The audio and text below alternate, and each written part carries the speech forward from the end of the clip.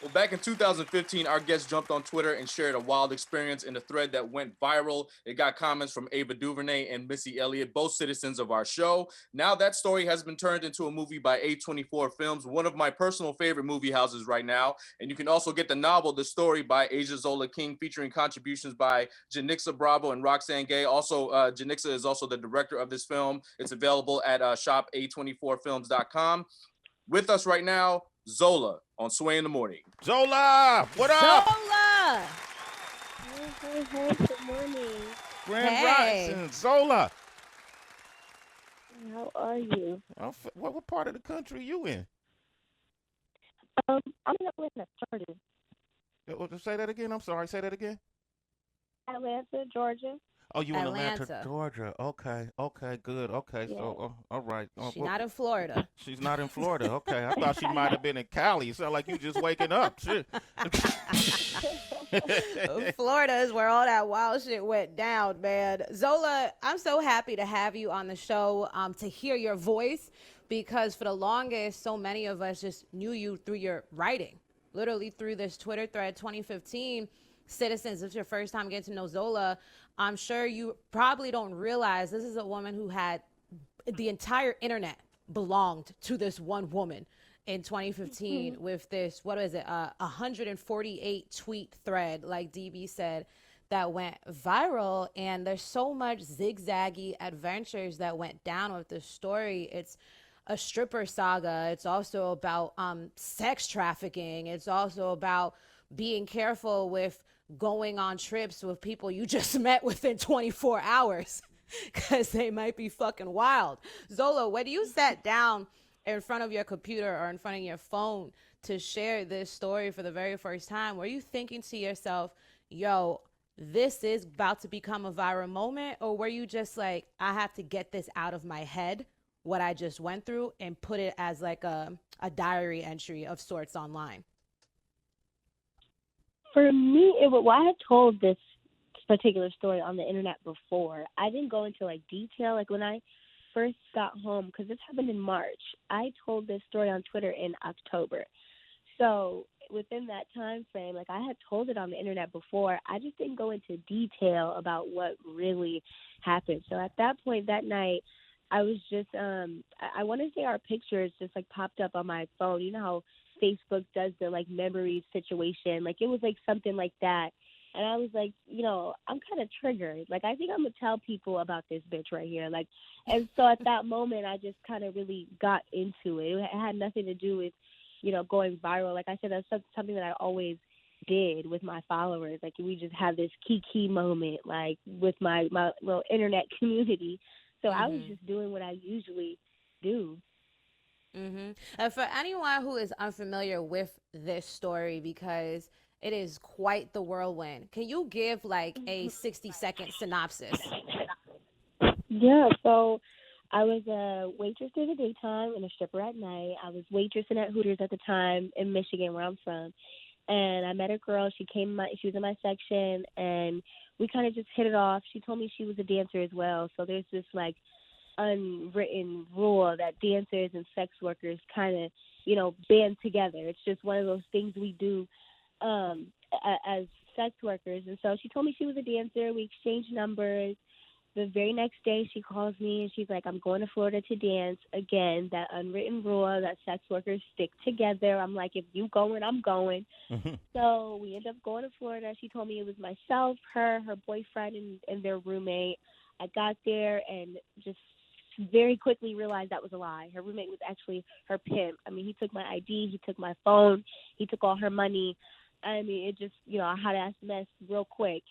And so I just maneuvered my way through that weekend, and I did it in a way that, because I realized her pimp just wanted money, and so any way I could contribute to helping him get money without selling myself is what I'm going to do.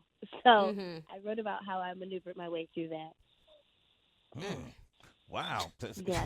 Yeah, it was hard for people to believe. I didn't know. I remember reading this when it was coming out. I was thoroughly entertained. Thank you. I never got a chance to thank you for that, for entertaining my mind. To this day, that's still the best moment on Twitter. I thought it was amazing Because it's such a fresh place. It was a fresh space, and nobody had really accomplished what you accomplished. What was the first big name that really reached out to you and say, "Hey, I love what you're doing. I see what you're doing. This is great. Good luck to you." Who was that first name that just kind of took you aback, that reached out?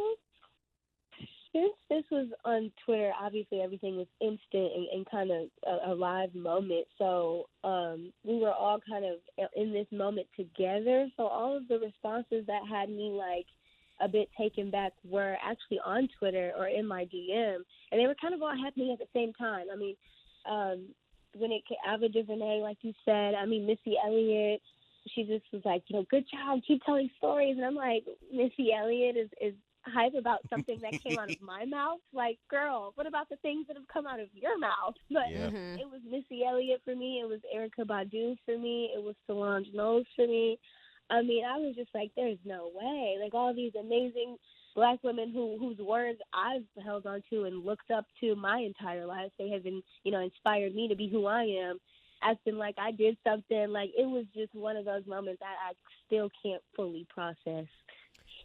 And after receiving, like, you seeing all of the attention, and, immediately, once that tweet thread went out, people were calling for a movie. It's been, like, 6 years? So I'm wondering, did you, after getting all that attention, did you start taking immediate steps with protecting this work, the IP of it, knowing that it had the potential to turn into something bigger? Yes, I did. We had got literally the next day after everything went viral, because I actually deleted the tweets, like, almost instantly. And I did that because, like I said, I wasn't looking for a viral moment. So when I tweeted what I tweeted, Twitter, they did their FBI thing, and they found where she worked and where she lived and who her boyfriend was and who her mama was and I was like, oh, this is a lot. Like, if I would have known this was going to be the moment, I would have maybe used a fake name, or I wouldn't have posted her pictures. Like, I'm just on here talking to my friends, and here we are with our address on the internet. So, I deleted it instantly for that reason. But it was too late. Once you put something on the internet, it's on the internet. They had screenshotted it. It was up on Rap Genius. I'm like, bitch, this ain't a song. What is y'all doing? It was everywhere. They had bars, though, fam. Yo, you got bars, Zola. So it was just nothing I could do. It was nothing I could do. And then that next day, I got a call from James Franco, actually, which, again, crazy. I'm like, who gave this man my number? So he calls me and he's like, we have to do something with this. I want to fly you out. And so that moment happened, and we kind of jumped on it right then and there. I didn't know how to go about owning some tweets, because, like, is that even possible? I'm sure I checked the terms and conditions that said this is Twitter's. So I was trying to figure all that out. But no, we hopped on it immediately. We did. I took my time in making a decision with how we wanted to go about it. But as far as, owning this story and this being my voice and us owning this moment, yeah, we did that instantly. Wow. Now, this is amazing. By the way, we got Zola, who's with us right now. The new film is called Zola. It's in theaters right now. I would imagine, first of all, to get the right person to play you, you got Taylor Page to play you. Did you have any say-so in that? Did you choose her specifically to play you? And I keep saying, I think that was like a manifestation moment, like many moments in my life, because I did not, but Janixa and I were obviously always on the same page. I don't know if you remember, you said you were there when I tweeted. So Twitter was like they were doing their own casting. Right. And yeah, it was like Megan Good and Keke Palmer. I mean, people were doing their own casting, which was hilarious to see. But a lot of them had Taylor Page as me. And I was like, wait, like 6 years ago, I was like, I like that. And so when auditioning had started happening, I mean, there were a lot of amazing actresses who had came out, but I still had my mind set on Taylor. I had said it out loud to my mother, who's my manager, and she was like, well, just let's see where it goes. Whoever feels most fitting. And I'm like, no, I don't even want people to audition. Like, I want Taylor. That's it. We're done. And I guess Janixa had kind of felt the same way, and we never even talked about it. She had seen her out at a function, and her brain was on the same track, and so it just kind of came full circle. Wow. Yeah. Now, in Yeah, terms and of Taylor actually, Jessica, she called and Taylor called me and she asked for my blessing before she even accepted the role. So that's when I was like, oh yeah, this Yeah. my soul sister right here. And I heard she actually worked in a strip club just to prep for the role. Worked in a strip Yes, club for about a month. yes, she went undercover and worked at a club. She did. Did she dance or was she just a waitress? Did she say? She danced. She danced. Okay, Taylor. All She got right. into character. She got into character. Okay. Okay. Commitment. You gotta love it. All right. you DB, got to for that tale. DB, you wanted to jump in? Yeah, hey Zola, I got to see the film, and obviously it's in theaters now, but I know there's some people who still haven't seen it yet. But without giving too much away, there's some pretty serious moments that take place in this story that deal with working on Backpage and having these customers and clients come and just have like a lot of sex, and in some Mhm. cases there's some sexual assault that happens. I just wanted to get your thoughts on there's several states, which I'm sure you're aware of, that are trying to pass these abortion laws, even though some women are raped, and they're trying to say that you still can't have an abortion even though this baby was conceived through rape. And I just wanted Mhm. to know your thoughts on like situations like that where a woman should have the ability to decide whether she wants to keep a baby from a situation like that, which is somewhat similar to what takes place in Zola. Yeah. For me, I think this is the way I feel about anything in dealing with everyone, not even just women, because this is such a broad conversation. And even in my film, I keep saying that sex work in itself gets a bad rep because it's so close to home when it comes to sex trafficking. But with that conversation and with this one, it's like the one and the only difference and the only thing that matters is consent. It's like once you take away my consent to do something, or once you take away my consent to exist in this realm, that's when we have a problem. So, sex work isn't the problem. The problem is you took away my consent, and now this is sex trafficking. It's like, me coping with a rape or me coping with abuse isn't the problem. You taking away my consent to not want to keep this baby is the problem. So, consent is the conversation, and I think that's the only conversation. Mm-hmm. I love it. Zola is here. Great question, DB. Appreciate you tackling that. Because this covers so much. It does. There's so many. When you watch the film Citizens, it's called Zola. Matter of fact, if you watched it, call us up 888-742-3345.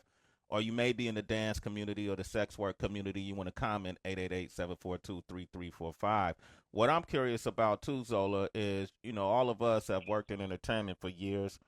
Tracy, DB, Heather B, who's not with us today, but has been in entertainment for decades. So have I.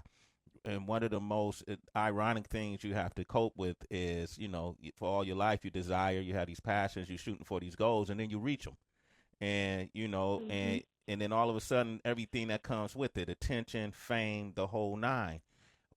How does fame feel for you, becoming this famous? I guess I'm still processing that part because people keep telling me I'm famous. I'm like, am I though? I don't know.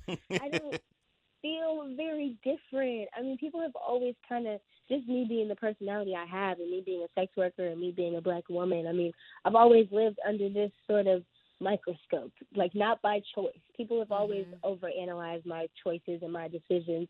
And I've also always carried this, responsibility on my back, which is, I don't mind. I guess I'm built for it. But to, really be a voice for people that look like me and live the way I live, because I love sex work. I have absolutely, there's trauma attached to it, of course, when you do deal with shit like this. But just sex work in itself, I enjoy being a dancer. I enjoy being a sex worker. And so me and my black voice and this black body and this black experience, I've always been kind of looked at in that way and judged and kind of forced to have these awkward taboo conversations. That's just, I guess, my stance in the world. So it doesn't really feel much different. It doesn't feel much different. Doesn't feel much I'm having different. these conversations on a bigger scale, and I appreciate that. but it doesn't feel much different for me personally. Okay. And I'm interested in that because dancing and sex work are two different things, correct? Sex work is a blanket term. Okay. Dance, anything in that realm of selling sex. I mean, even the bouncer has a cabaret license, so he's a sex worker by definition. Okay. So sex worker doesn't mean you're actually having sex.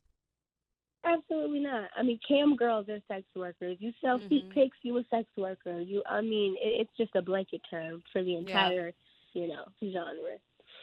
Okay, I love it. Even if it's simulated. I'm curious, Zola, when it comes to, the quote unquote white bitch who got you into this mess, Jessica, how does she feel about this film? Like, did you consult with her at all? Does she also have to get paid since she's a part of this story as well as you?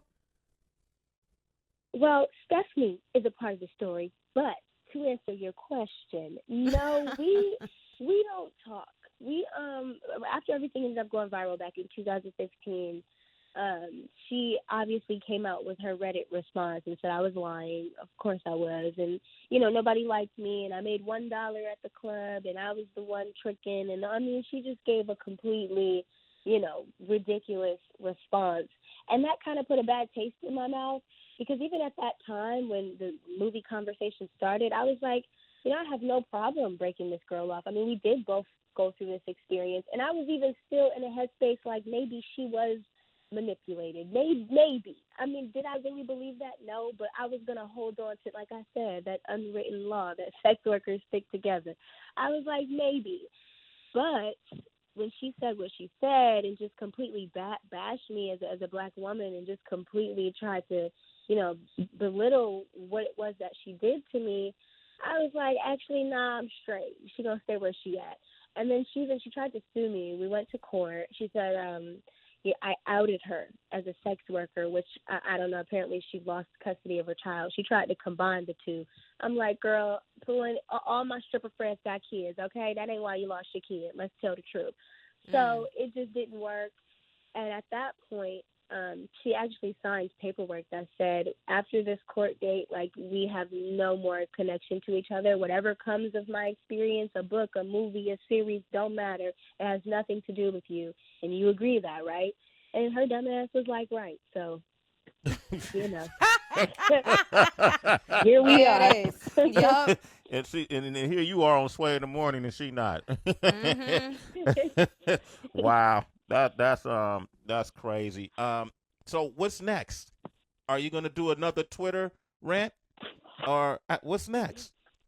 I think that the Twitter storytelling is all. I think we've done that, and that has been exhausted. That lane is done. It's tapped into. We see it can happen. Moving on.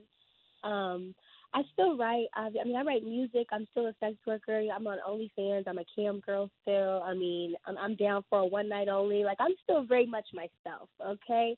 And I still have all these experiences that I'm willing to share, whether it be on film or whether it be in print. I mean, I'm just kind of basking in this moment right now. This has been a 6-year process, and this is me kind of adjusting the fact that there's a movie and the title is just my name. I mean, that's kind of surreal and that's crazy. So I'm just taking this moment in, and I really want to be able to feel that. But after, the door's open for me. I got my little foot in there, so I'm willing to do. You got a big foot in there. Plethora of things, anything, absolutely. whatever comes in front of me, I'm willing to try it. I like it, Zola. Give it up for Zola. How's life and love with this occupation? How hard is it to find love for you, or is it? I kind of move in love, so love surrounds me at all times, anyways. But when romantically, it is a bit difficult. More so lately, I can't read people as well as I used to. I don't know if they like me or if they think I have something for them. I'm like, I ain't got shit for you. I have 2 kids. Like, they eat before I eat, nigga. I don't know what you over here for, but hey. So I'm still it gets a little confusing lately. I'm just keeping to myself these days. Okay, it's me and my babies. Yes, there you All go. right. Hey, I love it, Zola. Pleasure to make your acquaintance on this show. We're Yes. already Thank familiar you with so you. much. Great project, and we're looking forward to hearing from you more. Okay? And if we want to follow you on your OnlyFans account, how do we do that? It's Zola Moon. Same hashtag all across the board. Okay, she's branded over here. Zola Moon. There Get it it. is. You see it. That's a brand. That's not just a person. She's a brand. All right. Make sure y'all Okay. check out the film Zola. Zola, great speaking with you. Thank you so much for having me. Okay. You have a beautiful day, and you a citizen. Sway in the morning. There she goes, man. Y'all. Here you go, boy.